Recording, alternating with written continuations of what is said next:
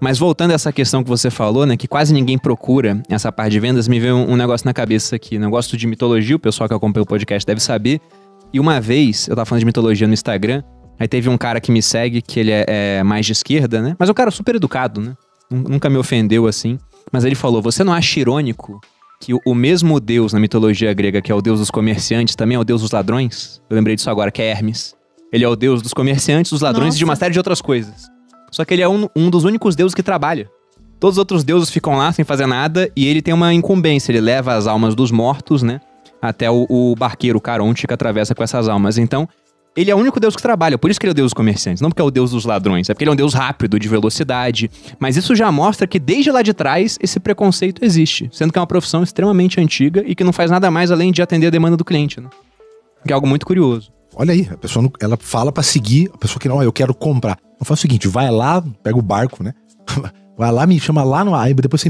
Sabe, é uma falta de... Complexo. É uma falta de compreensão, né? Da simplicidade que ela quer fazer. das vendas. E o vendedor não busca também capacitação, né, irmão? Nenhum, Isso não. é uma realidade. Não, né? mas Isso que eu queria saber, por exemplo, além do cara não querer esconder a venda, como aconteceu aqui, esse cara do Instagram. Não, manda um direct, segue, não sei o quê. Mas o que tem que ser pra bom vendedor, então? Buscar qualificação? Cara, eu acho que é praticar, buscar uma qualificação, se tornar uma pessoa melhor, sabe? Não é porque eu vendo cadeira que eu preciso só falar sobre cadeira. Eu posso falar sobre o que o meu cliente se interessa pra cadeira. E eu acho que esse é o próximo nível do vendedor. Eu acho que o vendedor hoje ele tem que ser um reference voice, um produtor de conteúdo.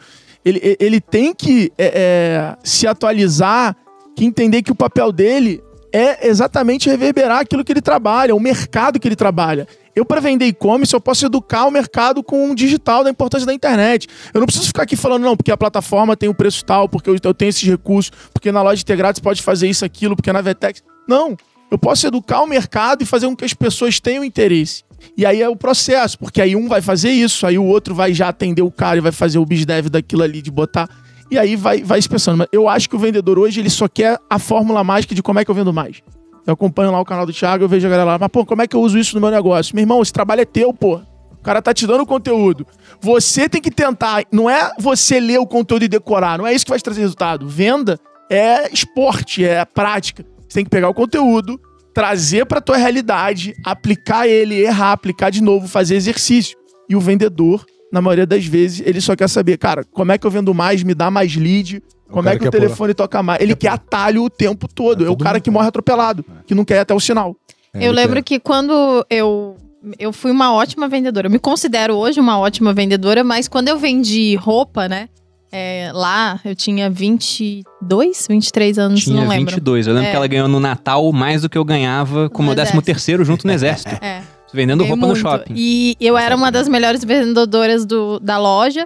E aí eu lembro que eu pensei, foi ativo, né? Eu pensei, como que eu vou fazer pra vender mais? Eu ficava lá, obviamente, muito tempo. Eu ficava 10 horas lá na loja vendendo, então obviamente eu vendia muito. Tanto que depois do Natal ficou doente uns 10 dias também. Baixou a imunidade, assim. Clássico é um clássico. Era pra Camarote Salvador, pra viagem. Não, eu vendia roupa mesmo. Não. Ah, o objetivo? Objetivo? Era não, pra eu tinha que pagar uma dívida. Não, era pra fazer uma lipo, não era? Era. Objetivo estético. A pessoa com foco, com uma Objetivo meta nobre, é outra coisa. Ela vira uma máquina de trabalhar, né? E aí, eu lembro que eu pensei assim, putz, eu tinha muito preconceito já com venda, mas as pessoas entravam na loja procurando a roupa. Então eu falei, já tem não tô obrigando elas virem aqui, elas querem comprar. E aí, a pessoa, quando vinha perguntando sobre alguma roupa e tal, eu nunca fui aquela vendedora que ficava, tome aqui, olha, você pediu isso, eu trouxe 700 coisas. Eu perguntava, né? Ela falava, eu queria uma blusa. Eu falei, dessa cor tem essa cor, essa cor, essa cor, e tem esse modelo. Tá bom, eu quero ver só essa cor. Tá bom, aí a mulher botava. Aí se ficava feio, o que eu falava? Acho que tem alguma que pode ficar melhor do que essa. E o fato de falar a verdade, eu ganhava a mulher na mesma hora. Então tinha um monte de clientes que foram bonita, e voltaram. Então eu falava a verdade, sem agredir a pessoa, obviamente, né? Nossa, tá horrível, essa ficou gorda. Não dá. Não, eu falava de um jeito bonito. E aí eu ganhei várias clientes. Como é que você fala? Igual você fala pra mim? Não. Tá quase gordo. É porque uma vez o Bruno perguntou um dia desses. Amor, eu tô gorda? Eu falei, tá quase. Uma boa vendedora. O Thiago Fonseca, ele fala, né? Fala a verdade. mas fala de uma forma encantadora.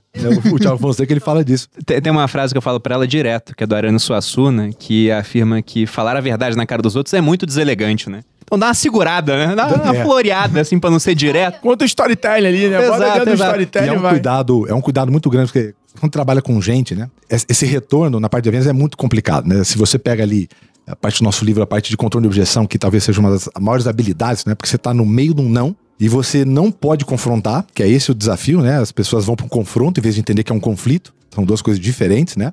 E elas acabam indo pro confronto, essa dificuldade, né?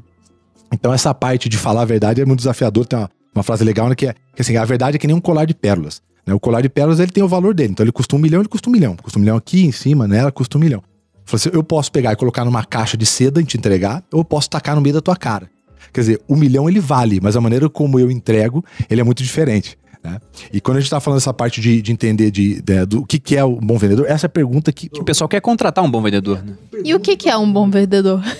O Alvaro matou a pau aqui nessa parte disso.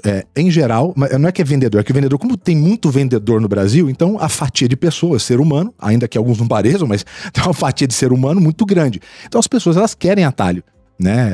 Tem um amigo do Bruno Dostoiévski, né, que fala que as pessoas, elas querem um milagre, né? Mas não quer Deus. Então assim, isso é clássico na parte de vendas. A pessoa, ela quer, mas como faz no meu? Não, é só trocar carro por camiseta, sabe? É só trocar o produto. O desenho da contorno de objeção é a mesma coisa. Pra mim, tem algumas coisas. A primeira coisa, para se tornar um bom vendedor, tanto que a base do meu livro que a gente lança agora, agosto, que é o Vendedor Bonzinho Não Fica Rico. São esses modelos mentais. Primeira coisa é consciência. Entender o que é o seu trabalho de vendas, entender que dá para ganhar muito dinheiro com venda. Agora você tem uma escala para fazer. E muito dinheiro com venda, ele vai passar por empreender, né? Ou você vai ser um representante comercial. A gente tem representantes comerciais que participam lá que tem empresa de representar. O cara é representante e criou uma estrutura. Pessoas embaixo. O cara fatura, o cara tira para ele, limpo para ele mais de 1 milhão mês, né? Trabalhando com venda. Estudou até a 3ª série. Então, essa é a primeira coisa, um nível de consciência sobre o que você quer. Essa é a primeira coisa de venda, que a maioria das pessoas não fazem. Por quê? Porque ninguém cresce querendo ser vendedor. E a outra, né? São 3 para mim, a segunda, que é a questão do coachability. É a capacidade que a pessoa tem. Quando eu vou fazer recrutamento, é a capacidade que a pessoa tem de escutar um feedback. Então são 3 coisas. Entender, porque uma coisa é você falar, a outra é ele compreender. E a terceira, com o que ele compreendeu, se ele consegue fazer diferente. Porque como o Alfredo falou aqui, as empresas realmente estão se tornando empresas de educação. Não só para a equipe interna, como também para os clientes delas. Para parceiro, para cliente e para o mercado para virar canal. Ajuda, senão, como é que eu faço? Antigamente, a gente tinha quem vende produto, muito indústria sabe, era muito fácil o famoso entubar. Mas o que é o entubar? O vendedor ficava vendo como é que ele conseguia vender o máximo para você. Mais uma pecinha. Só que você vai vender o que eu vendo. Nas lojas você tem loja de roupa, né? No caso, você tem que vender quanto mais peças você vende em uma venda, você tem uma melhor avaliação. Se você vende só uma, você tem que vender o cinto também, porque senão você tem uma avaliação ruim. Mas ainda no varejo, a pessoa vai usar, hoje tem os garimpos, né, de roupa usada que você consegue vender, fazer dinheiro e voltar para comprar, isso é uma beleza. Agora, quando você faz uma indústria, por exemplo, o cara vai lá e vai vender no mercado, soca lá 70 sacos de feijão lá, não tá rodando pra lá, ele faz o que com aquilo lá? Antigamente era muito comum. Não, faz, depois o cara ia lá, ajudava, faz uma pilha aqui, faz uma ilha no meio, põe promoção e vendia.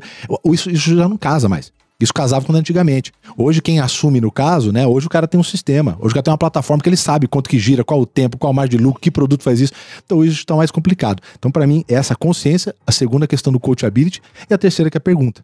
Pergunta, não tem como. A coisa mais mágica que tem é perguntar. Porque se você pega o spin, que é um negócio que tem 30 e poucos anos e quase ninguém faz hoje, você vê que quando você faz certinho... O que é isso aí? O Spin Selling é uma metodologia. Você tem 4 metodologias que modificaram o sistema de venda mundial. E o Spin talvez foi o que mais modificou. Até o final de 80, começo de 90, se vendia um produto de 10 milhões, uma venda complexa, da mesma maneira que se vendia um tênis. Então era venda transacional. Era aquela quantidade de fechamentos que fazia uma venda acontecer. No Spin, não.